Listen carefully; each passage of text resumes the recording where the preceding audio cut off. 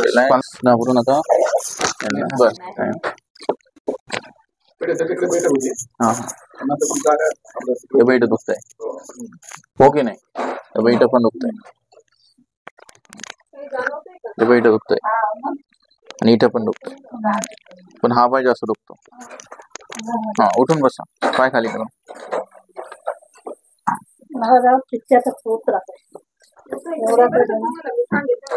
आता मी काय सांगतो नीट ऐका. तुमच्या कमरामध्ये L45 L5S मध्ये कमरामध्ये गॅप पडलेला आहे, म्हणजेच वरची डिक खाली सरकली. आता डिक सरकली भरपूर दिवस झाले ज्यावेळेस मी पडले, पण त्यावेळेस फक्त मणका सरकला. पण आता काय झालं, त्याच्यातलं जे कार्टिलेज असतं, गादी असते, ते आता फाटून बाहेर आले. आता गादी फाटून बाहेर आहे त्याला झाली 5 वर्ष. जशी जशी गादी फाटून बाहेर आली म्हणून कमरा बसून दोन्ही पाय दुखणार, जड पडणार, रग लागणार, कळ लागणार, मग येणार. जास्त चालता येणार नाही, जास्त उभं राहता येणार नाही, जास्त मांडी घालता येणार नाही, जास्त गुडघ्या बसता येणार नाही, हो की नाही? जास्त चालले, थोडं चालले की पायाला कळ लागते, रग लागते, मग येणार. जास्त खूपच जास्त पण कळ लागणार, यालाच म्हणता यालाच सायटिका प्रॉब्लेम. पण हे जे व्हेरिकोस व्हेन्स आहे हे तुम्हाला त्रास देत नाही. तुम्ही म्हणता व्हेरिकोस व्हेन्स मुळे माझे पाय दुखतात, त्याच्यामुळे ह्या नसा नाही दुखत असं. त्याच्याने फक्त रक्त साकळलं जातं आणि पायाने स्पेलिंग जाणवते. पण व्हेरिकोस व्हेन्स मुळे पाय नाही दुखत. व्हेरिकोस व्हेन्सचे दुसरे दुष्परिणाम असतात, ते एक सायटिका व्हेन्स.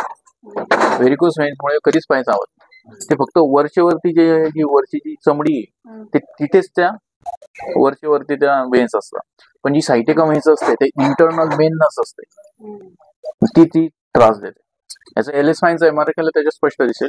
आता याला आयुष्यभर तुम्हाला काही नियम आहे ते आयुष्यभर लक्षात ठेवायचे, नाही तर हा त्रास तुम्हाला आयुष्यभर परत होणार. 80% रिकवर होईल, 20% हा मरेपर्यंत होणार. म्हणजे नियम काय, इथून पुढे फालतू झोपायचं नाही, जास्त वेळ मांडी घालणं, जास्त वेळ गुडघ्या बसणं टाळायचं किंवा कमी करायचं. आंबट वाटतं, गॅस, ऍसिडिटी, पित्त होईल असे पदार्थ बंद करायचे, म्हणजे चहा वगैरे पण. दुसरं, फालतू झोपणं बंद, जाड गादी जाड सोप्यावर बसणं झोपणं बंद. लिमिट पेक्षा जास्त म्हणजे काय म्हणतो ना आपण त्याला, गुडघ्या बसणं, मांडी घालणं हे टाळायचं. दुसरं, वाकून वजन उचलायचं, बिना बेल्टचा प्रवास करायचा नाही, काम करायचं. ज्या दिवशी जास्त वाकून काम करता, वाकून वजन उचलता, कमरामध्ये कळ लागते किंवा दोन्ही पाय भरून येतात, असं तुम्ही बसले खाली, तुम्ही आजपर्यंत वरती चेकच केलं नसेल. केलं का चेक? नाही केलं, करणार पण नाही. जेव्हा यायचं LS फाईनचा MRI करणार, वाढ होईल तेव्हा तुम्ही बघता इकडे तिकडे फिरत असं. याला 3 दिवसांनी फरक जाणे 10 दिवसात का होईल, पण 20% कायम राहील. विदा बेल्टचं वाकून काम केलं, वजन उचललं, काही तुमच्याकडनं चुकी झाली की हा त्रास परत होईल. या गोष्टी आयुष्यभर लक्षात ठेवा. या 3 सेटिंग नंतर फरक पडेल 10 दिवसात. ओके, समजलं? फालतू झोप सगळं डोक्यावरून गेलं असेल. फालतू झोप. त्यानंतर घरी जाऊन बघा. नंतर 2 दिवस सांगितलं.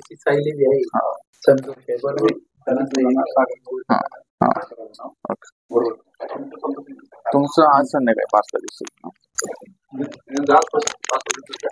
आज 5 वाजता दिसेल. ओके, काय अडचण त्याचा नाही, काही संबंध नाही. झोप व्यवस्थित.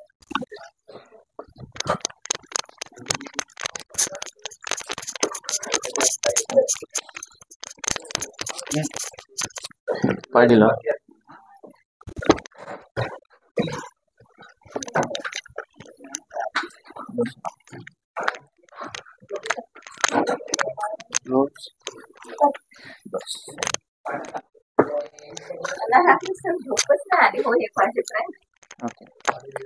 ते तुम्हाला छेडछाड झाली ना, घरी जाऊन आंघोळ वगैरे केली असते, फ्रेश वाटत.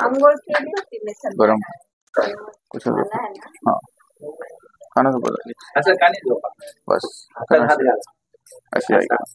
रिलॅक्स, घाबरू नका. बस सेम पोझिशन, पाय इकडे, डोकं उठायचं, डोकं तिकडे आणि सेम तसंच वाढवलं करा. अशी बस फालतू झोपा आता. मॅडम फालतू